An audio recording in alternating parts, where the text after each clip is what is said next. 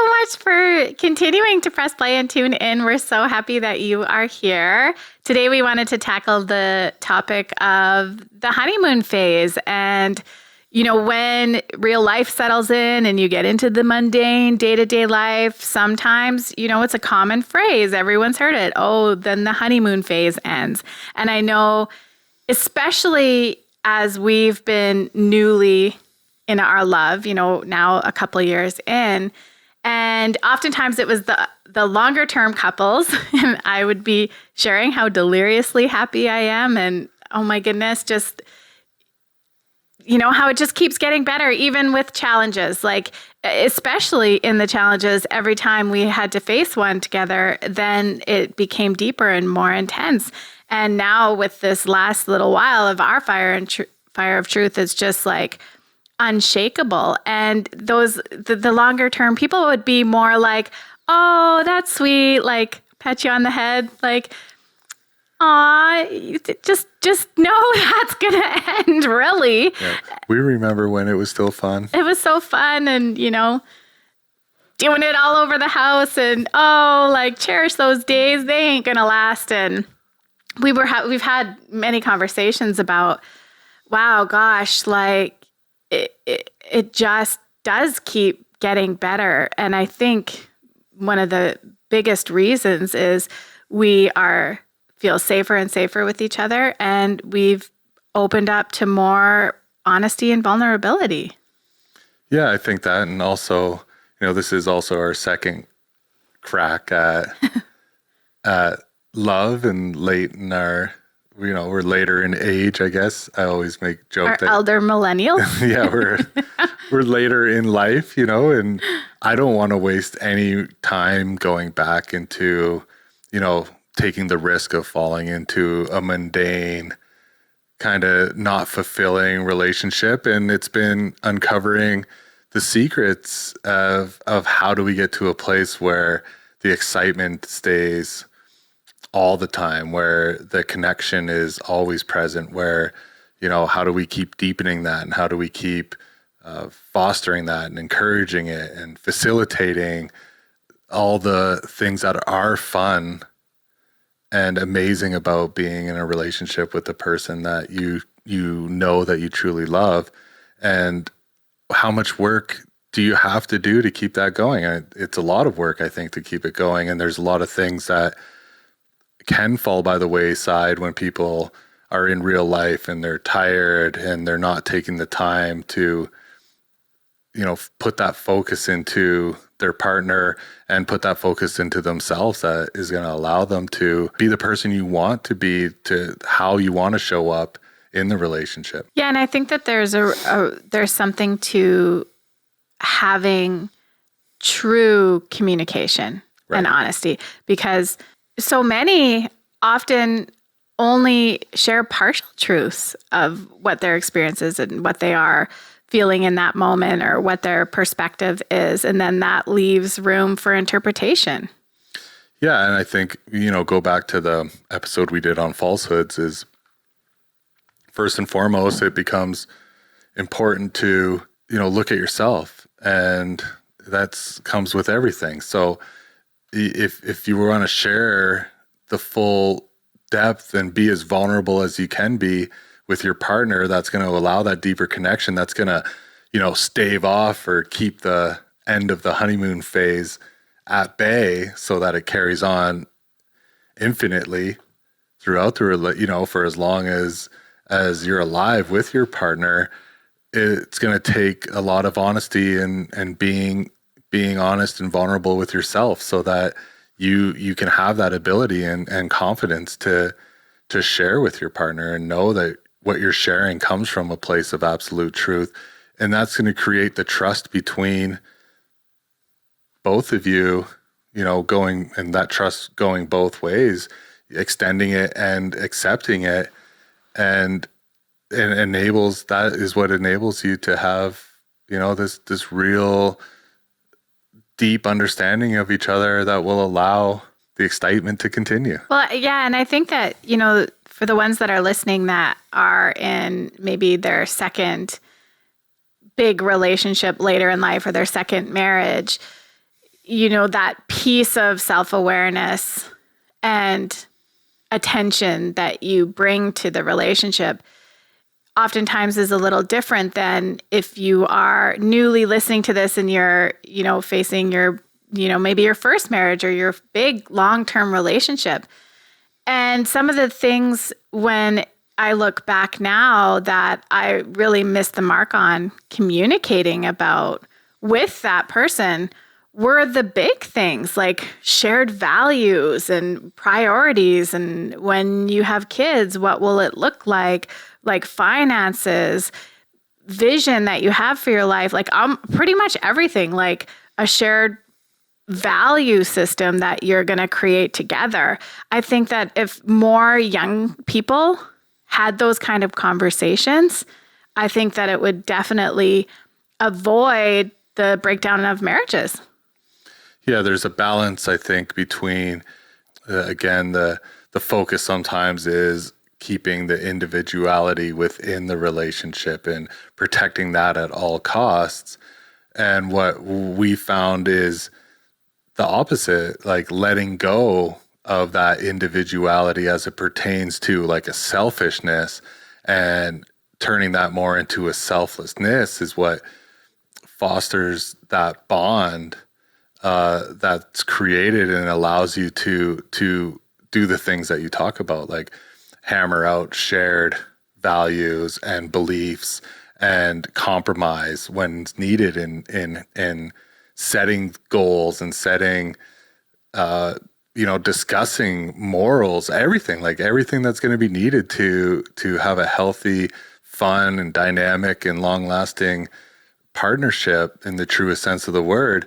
And it takes selflessness and compromise, and it takes letting go of the individuality and the falsehoods that exist in order to protect that and protect the things that we want to keep hidden from ourselves and keep hidden from the world and keep hidden from our partners as well, out of the fear of, again, that fear comes from, I'm not good enough for me, I'm not good enough for them, I'm not good enough for the world. And if any one of those three finds out about any of this stuff, including myself recalling or finding out about this stuff, it's just going to reinforce that. And that's going to be the end, when really leaning into letting go of those notions and letting go of that need to protect that individuality in that sense, in that selfish sense, will actually just be the beginning. And the more you reveal your deepest parts to your partner, the stronger the bond becomes. Like that, again, whether you are newly, and this is your first big relationship or marriage, or maybe this is your second, in both, the more honest you can be creates the higher mountains you can crest within your relationship than holding parts of yourself back. And any relationship where if you do reveal your deepest, darkest parts and that's not met and chosen, that also is a safeguard for you, for that not being the right person to hold that. If you can be in the full depth of your vulnerability and your honesty, and at the end of it, you're not chosen, then that means that wasn't the right person to build your life with. And so it's a blessing. And again, goes back to the thing we said often on this podcast is there is no risk to the truth. Yeah. At that time, it might be painful. Well, it can be hard to accept, because I think what everybody wants deep down is just to be loved, and to be loved unconditionally, the same way that we were, we wanted to be loved by our parents unconditionally, and we want to be loved by our partners and our romantic interests and our loves and our husbands and our wives, our spouses. We just want that love unconditionally. And that fear exists that if they only knew the full truth of us, maybe they wouldn't. And it's not even a for sure, it's just a maybe. And then that is where the risk comes in, because it's so hard for some people, and this isn't everybody, some people are really good at this and they're unapologetic for who they are, and they don't mind that risk. And that's how, That's how they were taught growing up. And for a lot of us, though, that's not what we learned growing up. That's not what we learned as children. That's not what we got from our parents, right? And that's not a criticism of them either, but that's just could be the way it went. And so when we're not fully authentic and we're not living in that truth and we're not fully revealing ourselves to our partners or our friends, even our relationships, we're creating an environment that we're going to have to be dishonest. You have to be dishonest because you have to protect those things. And that just erodes trust in any relationship. And you might not even realize, and if you're telling little white lies, it's okay. Well, they're just little white lies, like giving fake false compliments. There's an example I think that people would say isn't harmful. Well, I would disagree. I would say giving a false compliment that you don't really mean to your partner will erode trust because people can sense when things aren't genuine, and it might not ever be a spoken thing. If I say something to you that I don't really mean and I'm just saying it because I want to make you feel good and you're sensing that I don't really mean it, you're going to wonder why is he doing that? And what that's going to create is a dynamic where now when I really do give you a heartfelt, genuine compliment, you might be in a position where you don't fully trust the authenticity of it. And that just creates this situation where it becomes hard to discern what the truth actually is. And that's just really erodes trust and makes it difficult to have what is the most important thing in a long-term relationship, and what I think is the most important thing in avoiding the end of the excitement and the passion and the lust and all of those things that are associated with the honeymoon phase. And that's trust. Yeah, and it's revealing all parts of yourself. Like if you are one that was conditioned to keep the peace or keep up with status quo and don't ruffle feathers and don't be, and that in turn, you end up holding back things that you should share because you don't want to be harsh with your truth. That also does the exact same thing. So I hope by now we say it enough. It's like the key to everything, to success in everything, is the truth. Yeah, you're exactly right. You're talking about the flip side of the compliment is withholding the criticism when it's necessary and it's justified, especially where it pertains to the relationship or things going on in the relationship or, things happening that need to be addressed. And especially if you're lying per se, because omission is a lie, to avoid conflict, and you're not dealing with these things, you're running the risk of building resentment.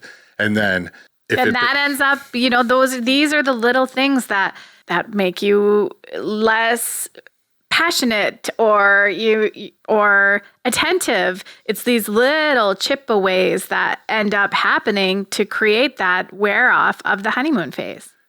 Yeah, and so wear off of the passion. I think like the honeymoon phase is a phase that's just unnecessary, really, in the scope of a long-term relationship or a true partnership or a marriage, right? Where assume that it's forever, right? Mm-hmm. Like when we got together and we dated and we went through that, like this is forever. This isn't let's see how it goes.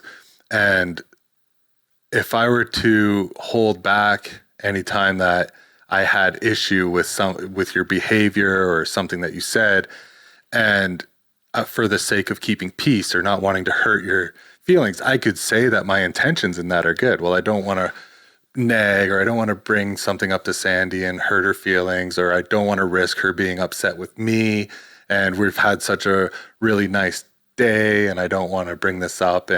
But really that's the fastest track to driving towards resentment. And if that's the case, it's going to build up. And if you keep doing that, and then eventually what's going to happen is you're going to have to tell the truth because it has to go somewhere, or things are going to happen.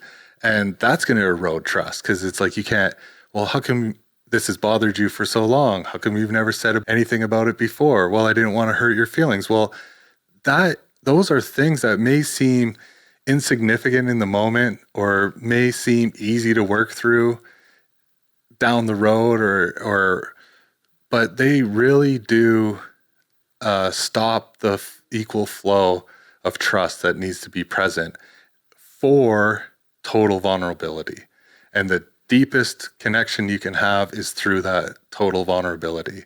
And when you take that away from yourself and take that away from your partner and you lessen that connection or that ability to bring that connection, that's where you're going to see the decline in desire for each other, and the decline to want to spend time with each other, and the decline in communication. And that is really essentially where the end of the honeymoon phase, in my opinion, comes from, where I would say there doesn't need to be a honeymoon phase, because if you just start working from the beginning at full truth, full honesty, building trust and having respect for each other through the truth, that is the best way to respect your partner, is to be honest with them and be honest with yourself. You'll find that there is no such thing as the honeymoon phase. And in fact, all of that same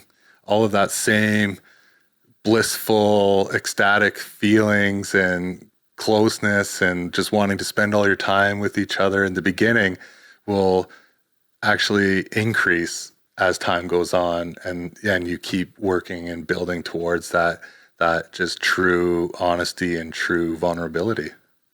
Yeah, for sure. And so, someone that might be listening that is 20 years down the line in their relationship, might be like, oh, come on, like, how am I going to get that back? But guaranteed, if you got quiet, if you feel like there's that, you want some of that euphoria or that passion back, I'm sure if you sat and got quiet, there would be little areas that you could see of like, oh, I'm not being fully honest about how I feel about this or about that.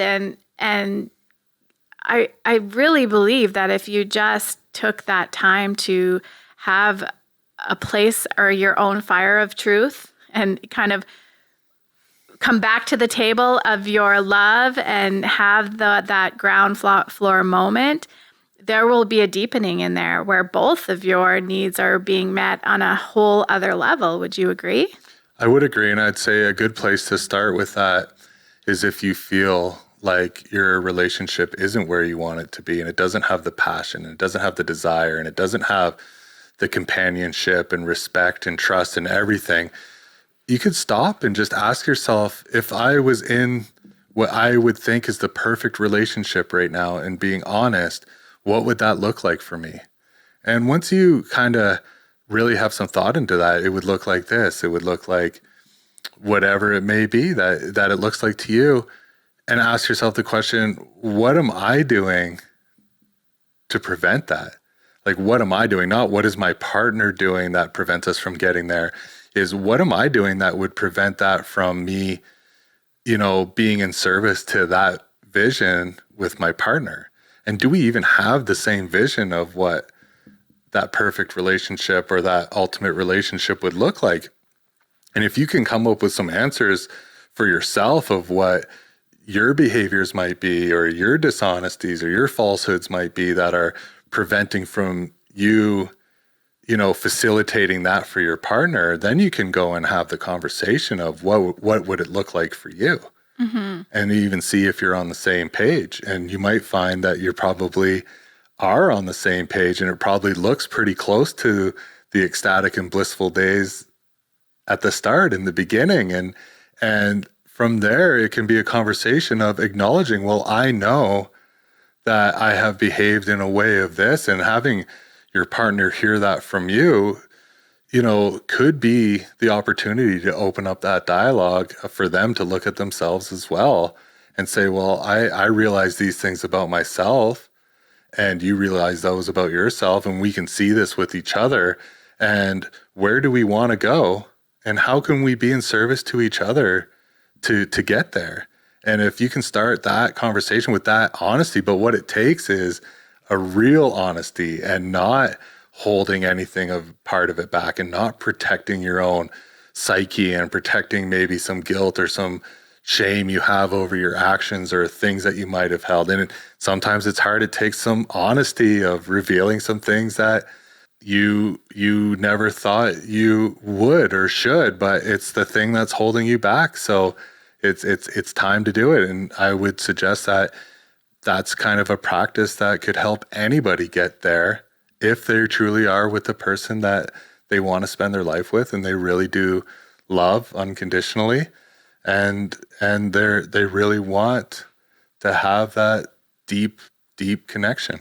Right, the depth, that next level. And I know for us, and something I'm so grateful for is our ability to communicate until we need to, like, stay up for 48 hours and just get into it until we're both feeling in harmony, and both also your ability to own your stuff too. It's not you did this, I'm not to blame. Like, we both take ownership and take accountability for our roles and things. And that's a really powerful place.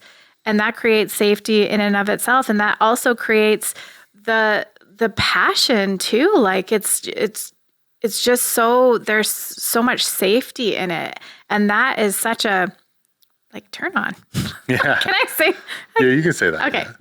Well, yeah. And I think that goes back to, like, that ownership comes from, a practice that it's hard to do all the time. And there's times where it doesn't come right away, but that practice of any situation that comes up is a good time to say, what is my role in this? What is my responsibility first and foremost? Like, if you come to me and you say, or if I feel upset about something that maybe you said, or something that you didn't do, or whatever the situation may be, hypothetically, and I feel myself kind of feel the emotions, whatever they may be, maybe sadness, maybe a little bit of anger in there, and they're closely related.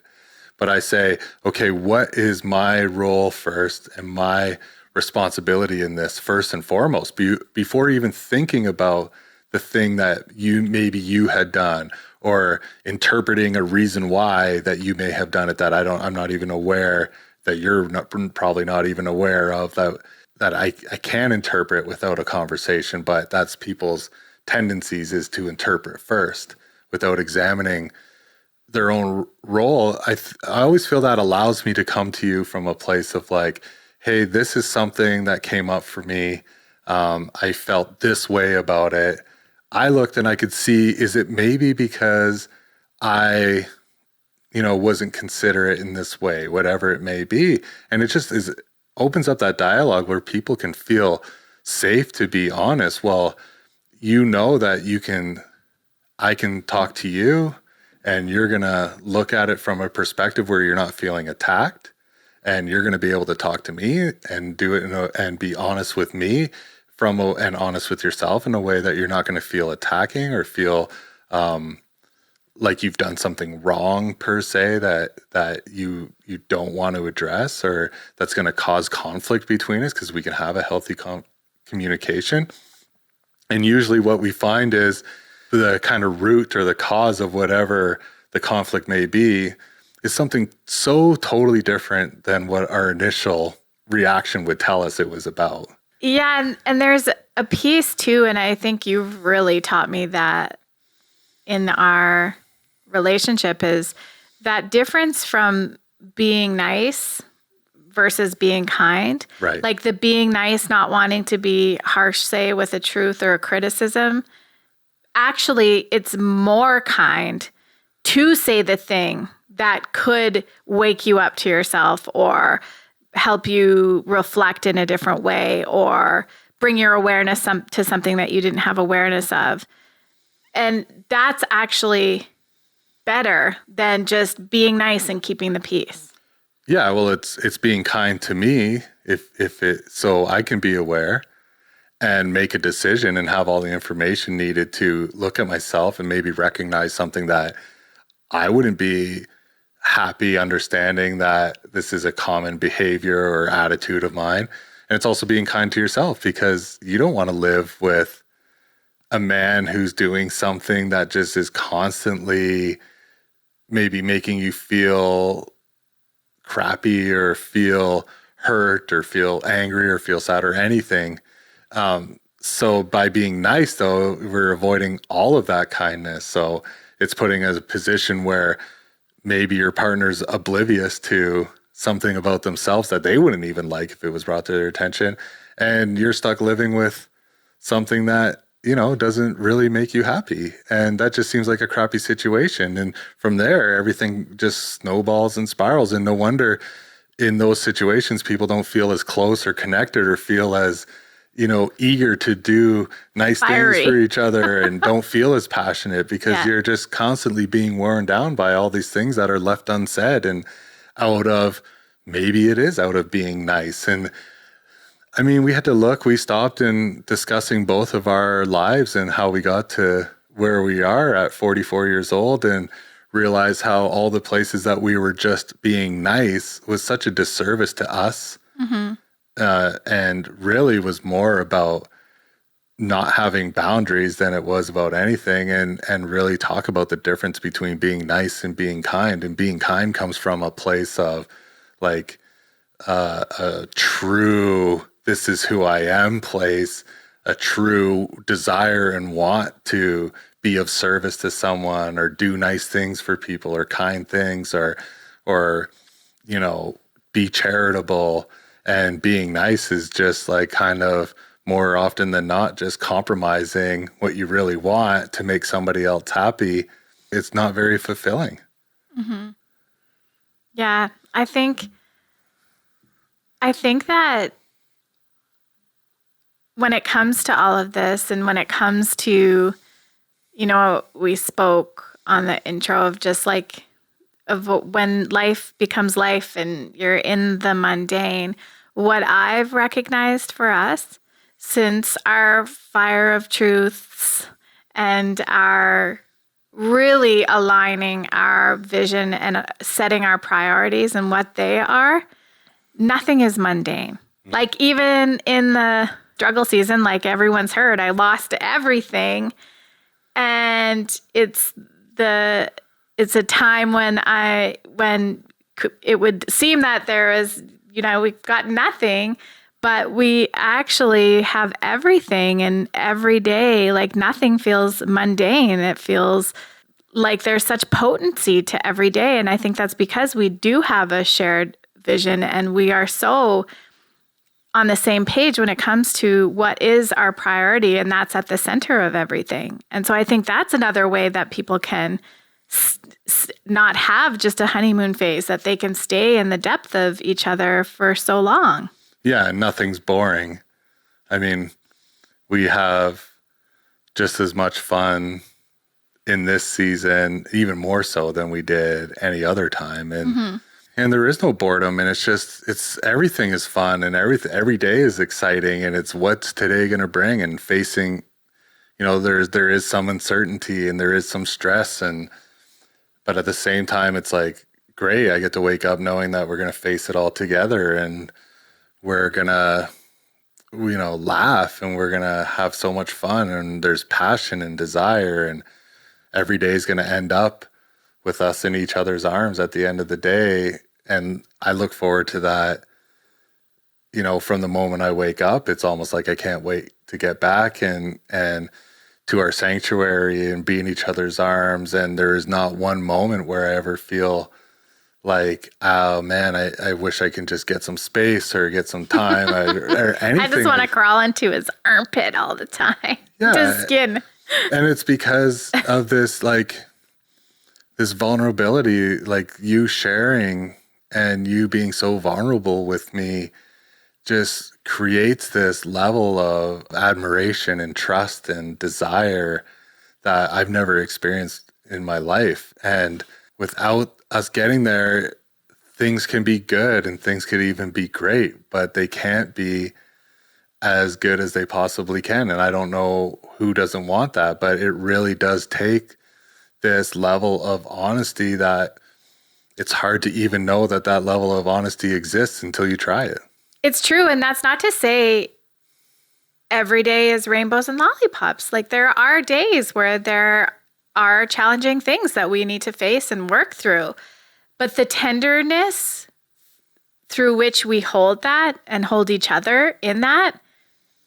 And because we know what the commitment and devotion is to each other, it's so navigatable. Like it all, and also on the other side of every time, there's another level of depth, which creates another level of euphoria and amazingness, which is the mind-blowing thing that I don't know. I don't think there has never been another relationship in my life that showed me that. It's like through every challenge, it was a chip away at the foundation, chip away, gone, chip away.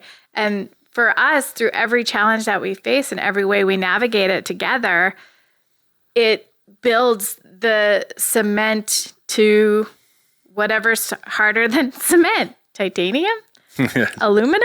So it makes it stronger through everything. Is I guess all of that to say, and that is I think that's a real big indication of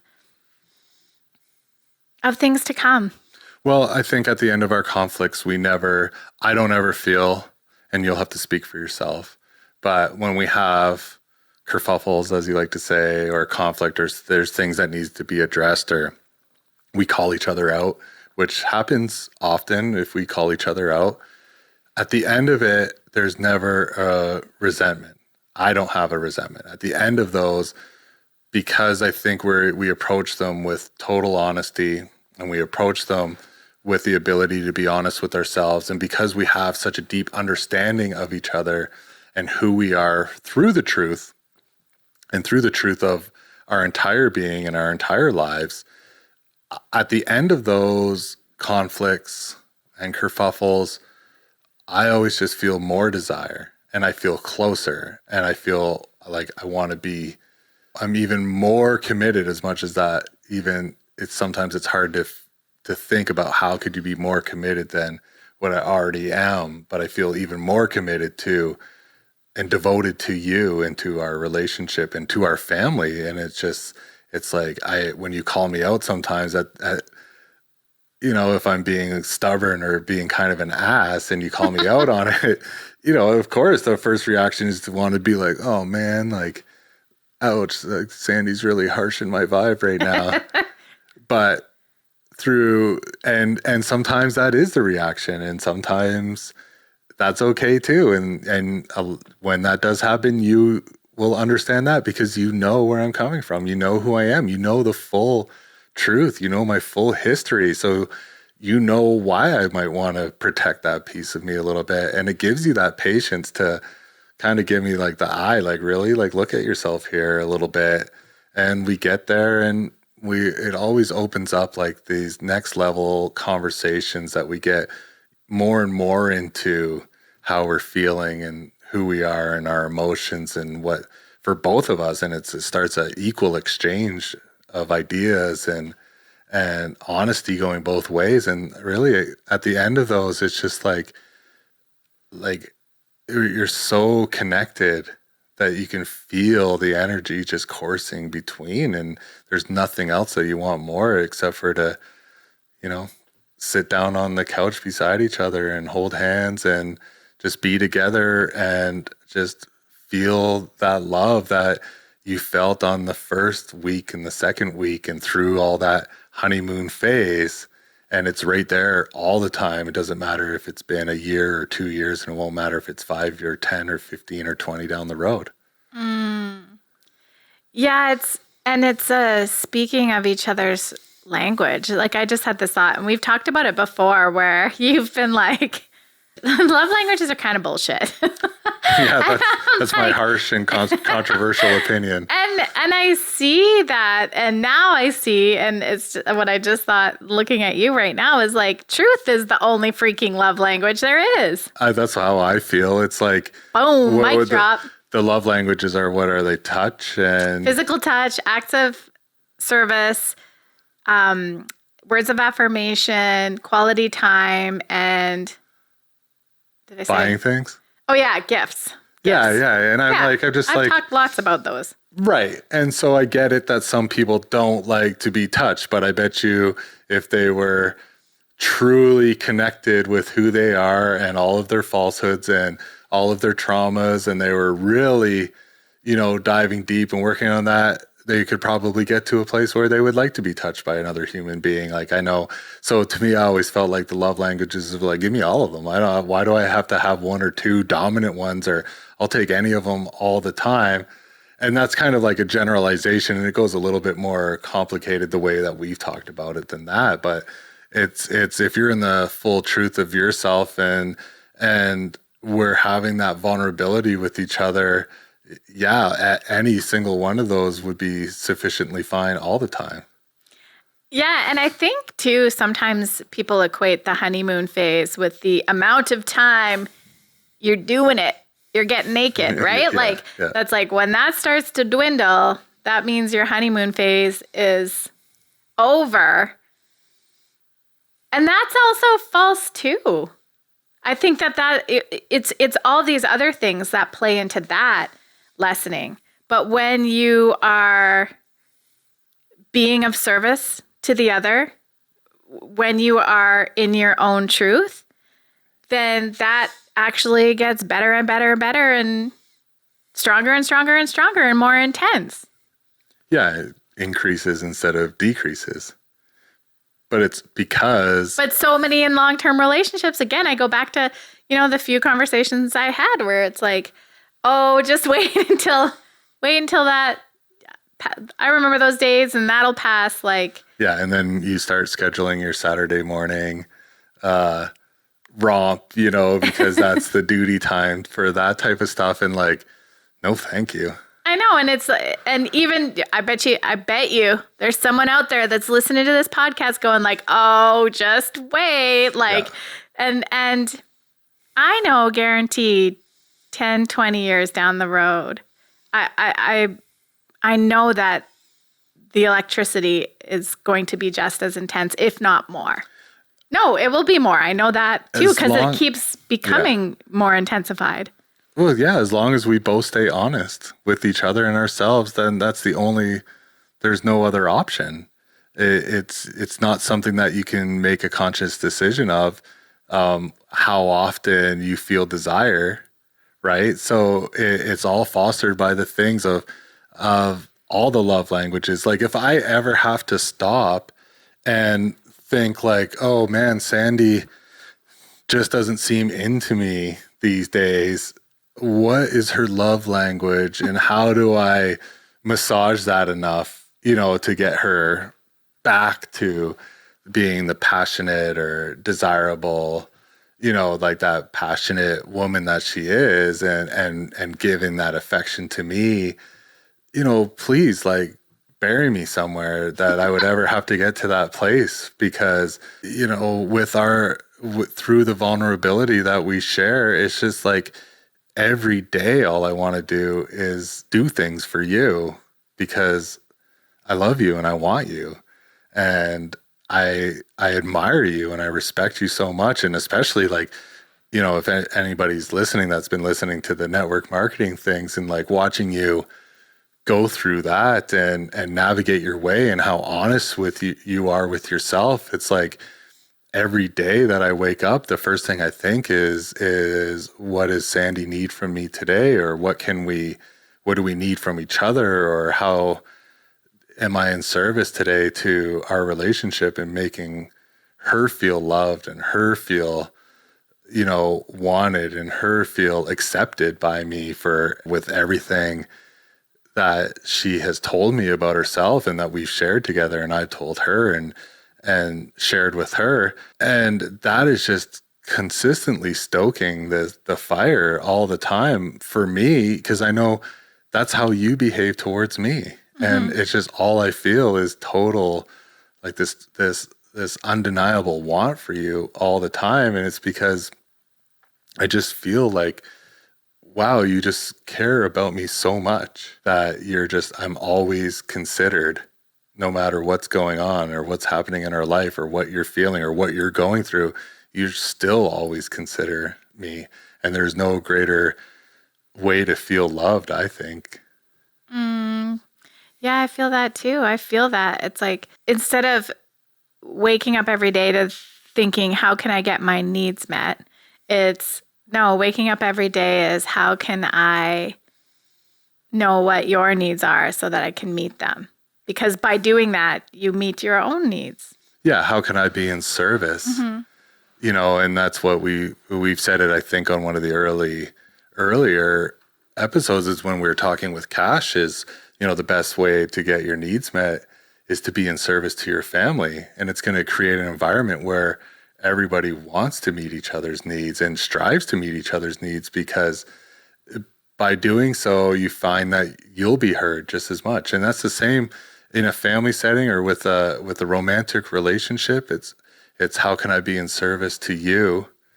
And when I am in service to you, it just creates a desire in you to be in service to me. And next thing you know, bam, you got a mutual, exchange of actions and behaviors that are meeting each other's needs, that is stoking all of the desire. So if you don't want it to, decline in the bedroom and with regularity or how much passion there is or how much desire, and you don't want to fall into those routines of like, well, I guess it's just time to maintain the relationship and meet each other in the bedroom for a set amount of time, or squeezing it in between, events that you have to run to as a family. Then think of how you can be in service to your partner. And if you're truly in that, you will find, if you're with the right person, that's going to come back to you tenfold, and all because you're doing it because you just care and respect and love and admire your partner so much that being in service to them is really fulfilling to you as an individual. Yeah. And that's the authenticity in it that allows it to come back to you and stokes that. Like, it's not a chore. It's like, or it's not with an agenda. It's without agenda. It's without agenda. It's coming from a place of, I'm doing this because I want to be in service, because it is fulfilling. And that fills me up. And then also too, on that other side of it, if there's needs that you aren't getting met, have the courage to be truthful about what those are and what that could look like and what you're hoping for. Because if you're not getting them met, chances are your partner might not even know that they're there to begin with, because maybe it's been a falsehood you've stayed in for a long time, or you've withheld of a need of your own that you need to speak. Oh, for sure. And again, that goes back to so many parts of it, like the being nice piece. Maybe there's something that you've been doing to be nice, and you really don't like doing, and it's not fulfilling you.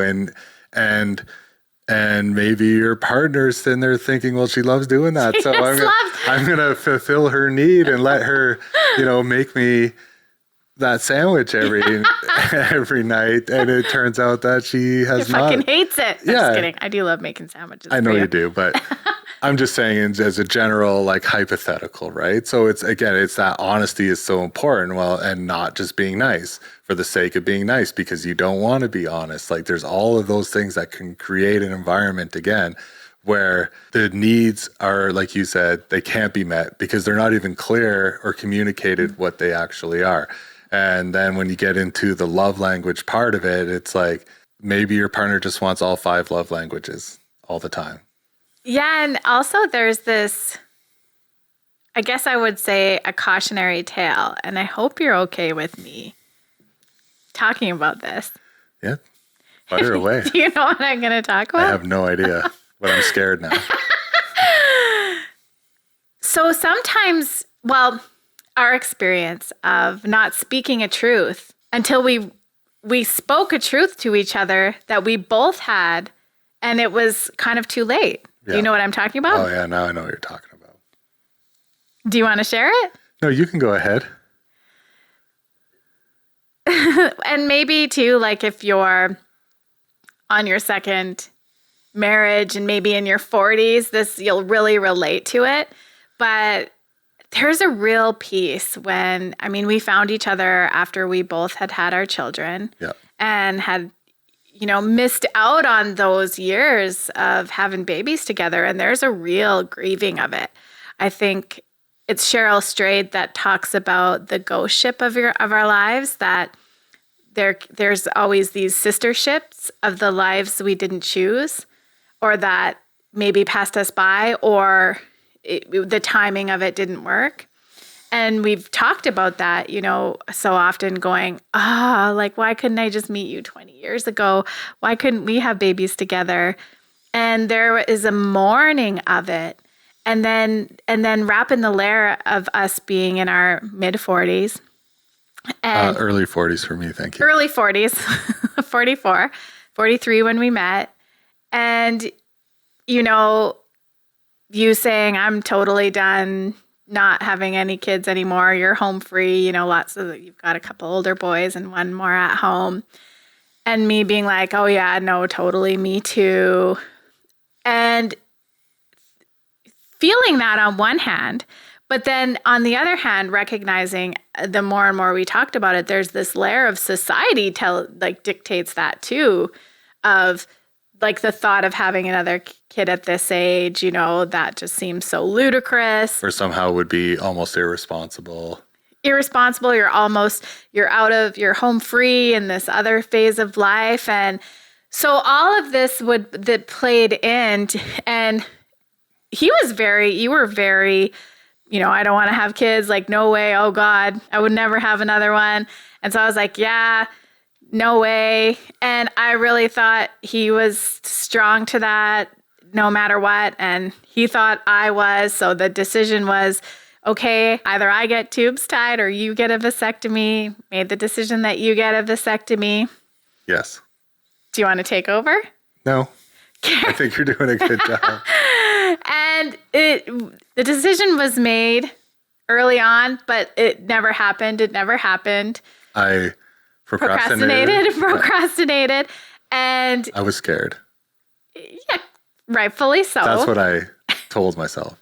Right. Well, and then after we went on our family vacation and really became a family, and then a longing for and entertaining the thought of, wouldn't it be amazing to have a baby together? We have this beautiful family and we have all our amazing children, and how amazing and what it could bring to have a baby together and have that for our children and for them to be a part of it. But then we would quickly be like, ha ha ha, like, no.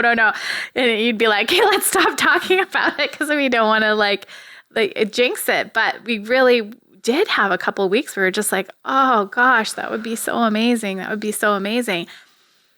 then we wrote that off as just like, oh, well, that's just the normal and natural feeling that we'd have being older and on our second, kind of marriage type of thing. And everybody goes through that if they're in a second and they didn't get to have that experience together, because that's a really life-changing, transformative experience to. And both of us, oh no, like, let's not think about it. And we ended up. I got the vasectomy. But we had a few days before it of not practicing any safety measures. Yeah. Of like kind of, oh, well, it's happening soon. And then right after the vasectomy, both of us had a moment of truth where we admitted that actually we were really sad about the vasectomy because we desperately, truly, really actually wanted to have a baby together. Yeah. Yeah. And we closed that door on us because we both were afraid. I thought he was against having it, so I didn't want to like admit that or face the rejection of me saying, actually, I actually really would consider it now, and vice versa. Yeah, we just not to say that we would have even went through with it. No, or could. Who knows? I mean, yeah, you are advanced age. That's the joke we always make. But all jokes aside, that's not even to say that we actually would have went through with it or anything like that. But at the end of the day, it was, wow, we put such a final, like a lock on that door that could never be opened without even stopping to have a real and honest, truthful conversation about what we really felt. And I think I looked back after it was done and thought like, oh darn, I would have loved, I know I would have loved to have experienced that with you. And I shouldn't have dismissed that possibility so quickly and have to look at the reasons why I did. And like, oh, damn it. It's because I wasn't being honest with myself and I wasn't allowing myself to be honest with you. And again, it was for those same reasons. It was that fear of what if I were to say that and you were to look at me like, are you crazy? You know, like you're an old man now. Well, right. And me feeling like I wouldn't be able, like there would be such a blow to my ego that you might not feel the same, that I didn't even want to risk saying that how I really felt. Mm-hmm. Yeah, and vice versa. It's like that fear of rejection and not being chosen. And I get that's the whole divine full circle thing. And I think that was a real part of another signpost along the way of leading us into the fire of truth. It was this real raw vulnerability and honesty in that moment, and us going, dang, like look what, like we risked more by not being in truth there and closed that possibility. Absolutely. And it just reinforces the idea through that honest conversation and the honesty of that, which, you know, it took place after the door was already closed. It wasn't going to happen. But the conversation was still had, and I was still thankful and glad it did, because, you know, when you looked at me and said, honestly, I would have done it. I would have loved to have done it, and I want to do it with you. And I would have, you know, and I felt the same. And I said, well, me too. I don't know why I kept saying that is never a thing. I'm done. I don't want to. Because with you, I knew, and I would have. And having that honesty, it just made us closer. It elevated everything, and it strengthened the connection between us, and it, you know, fired the desire some more. And it's just like, after that conversation is like, I wanted you more than I ever have, even, which I didn't even think would be possible. Like, how could I want you even more than I do? And the more that we keep going through these bits and this honesty with each other and exploring these new places of truth and just being all in with the truth all the time, whether it's harsh and critical or whether it's kind and caring, it doesn't matter. It keeps bringing that desire to a whole new level that, if you asked me the day before, I would tell you that there isn't even another level to possibly exist for how bad I love you and I want you. And yet we keep finding more and more as we go. And that permeates all aspects of the relationship and makes the honeymoon phase, to me, feel like the honeymoon phase isn't like this height of desire and passion and euphoria and companionship and friendship. It's actually like was the base of the mountain, and it's the lesser era of all of those things. And as we keep climbing up and facing every challenge and obstacle and doing it all with the truth as our handrails and our guide steps as we go up, everything increases exponentially every time. And there feels like there's no end in sight or no limit to those heights. Yeah, it's so true. I can't believe we shared that story. Yeah. we there was even a couple months of sorry, Mom. Yeah, could have had another grandbaby.